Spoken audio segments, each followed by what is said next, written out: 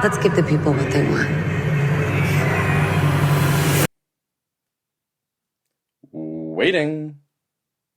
Joker, Folie is the anticipated-ish sequel to the 2019 Joker film, once again written and directed by Todd Phillips and starring Joaquin Phoenix. As his trial for first-degree murder is underway, Arthur Fleck is being held in a corrections facility in Gotham, where he falls for a fellow patient and superfan of his named Harleen Quinzel, or Harley Quinn. Now, the first Joker, I'm more with the audience than the critics. It's a terrific film. Even if you take out all the DC names and elements, it's still an excellent character study that speaks to the role that society plays in creating a psycho. It was made with every intention of being a single standalone movie, and I was perfectly fine with it that way. No need for a sequel at all. But seeing how it's 5 years later now, and the sequel was not instantly greenlit after the first movie crossed $1 billion, that made me think they're working hard on it. Todd Phillips and co-writer Scott Silver have taken the time needed to come up with a worthy continuation that could possibly rival the original. I unfortunately was proven very mistaken, because while Joker Folie may not be the worst movie this year or even in the top 5, it is bound to be the most disappointing. This is a sequel that you would never guess was made by the same people as the first. That said, it does maintain a few of the strengths of the first movie. It's well shot. There are 3 or 4 extended tracking shots that are quite impressive, one in particular towards the end. And then there's Joaquin Phoenix. The man earned the Academy Award last time, and he continues to give it his all here. He's very unexpected, the way his performance shifts from reserved and depressed to crazed and maniacal. In spite of the issues with the character being portrayed that way, Phoenix nonetheless is fantastic in acting it out. In addition, Lady Gaga. I'm not the biggest fan of hers, but for this version of Harley Quinn, Lady Gaga seemed like ideal casting to me. Not just because this is a musical now, nor just because she's accustomed to such Halloween makeup, but also because we saw her acting ability on exquisite display in 2018's A Star is Born, and indeed, I was right, she's great for this iteration of Harley. When it was announced that this sequel was going to be a jukebox musical, it did come across as kind of a strange decision, going the route of the Land Before Time sequels and following up a non-musical with a musical. But I saw how it could work, because one thing the first movie made clear is that Arthur Fleck is an unreliable storyteller. He has a tendency to embellish his experiences.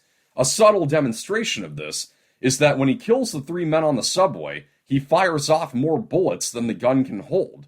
And, well, music embellishes just about anything, so I figured this would become another component of Arthur's recollections after he meets Harley in music therapy. And yes, the musical element is indeed all in Arthur's head, but the problem is it really doesn't serve any narrative purpose. All the musical fantasies seem to do is just reiterate something that was just established, as opposed to, I don't know, telling us more about Joker or Harley.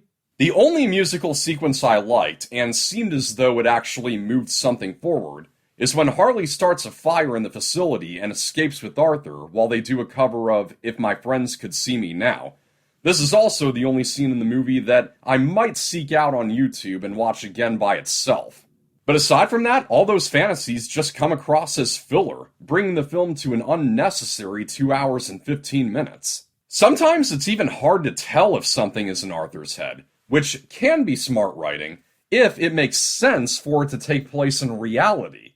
At a point in the film when Harley is sent away because they don't want Arthur's influence getting on her, she's allowed into his cell to say goodbye, and the two proceed to have sex without any interference.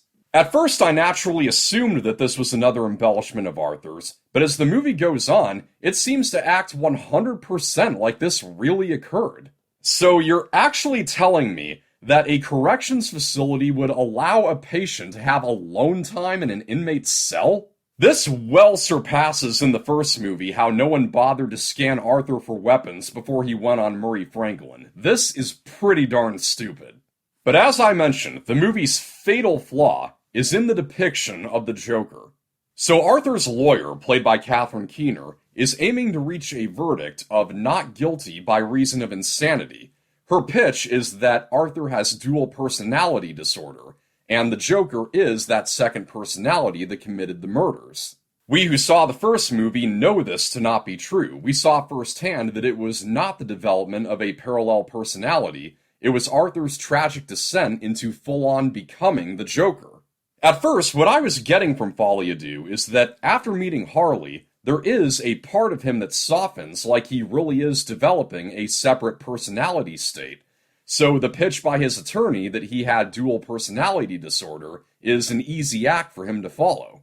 But by the time the movie reaches the hour 45-minute mark, it's made clear as day what the intent is, and it ultimately contradicts what the first movie conveyed. As I was on my way to see this movie, a friend told me that Todd Phillips claimed that he never meant for Joaquin Phoenix's Joker to be the actual Joker, but rather the inspiration for the real villain that would eventually fight Batman. I could only think, that can't be right, he must have misunderstood.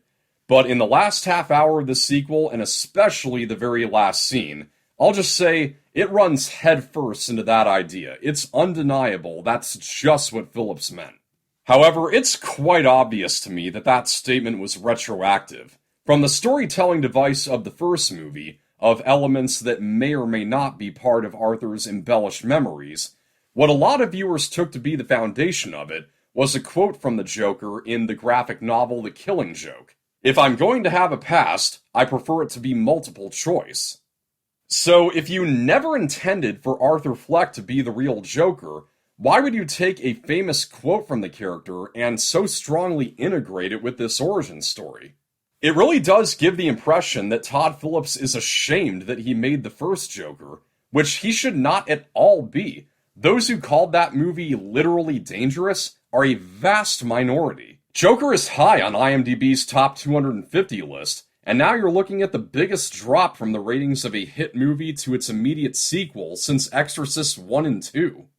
Also, one other additional note, a huge missed opportunity with Harvey Dent in this movie. He serves as the prosecuting attorney in Arthur Fleck's case, and he's portrayed as nothing more than just your average lawyer. With the subject of dual personalities, I started to think that once Arthur had fired his lawyer and started speaking for himself, that he would convince the jury that the whole case is irrelevant and they would find him not guilty, and he would do this by exposing Harvey Dent as having dual personality disorder, thus rendering him unfit to be a lawyer. For crying out loud, Harvey Dent is famous for becoming a villain whose very name is Two-Face, and that part of the character is quite literally glanced over in this movie. No advantage is taken whatsoever. So Joker Folie Deux is not only a sequel that didn't need to exist, but seemingly has the mission of demonstrating why. The acting and cinematography are for sure praiseworthy, but not enough to offset the mostly unnecessary musical element and the depiction of its central character that is strangely antithetical to its predecessor.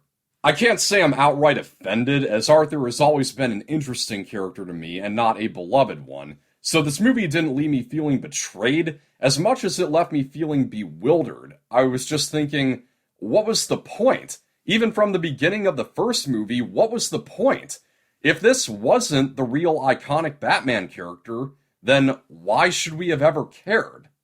Scoring on the Factor Facts, Joker Folie Deux gets a 40-2.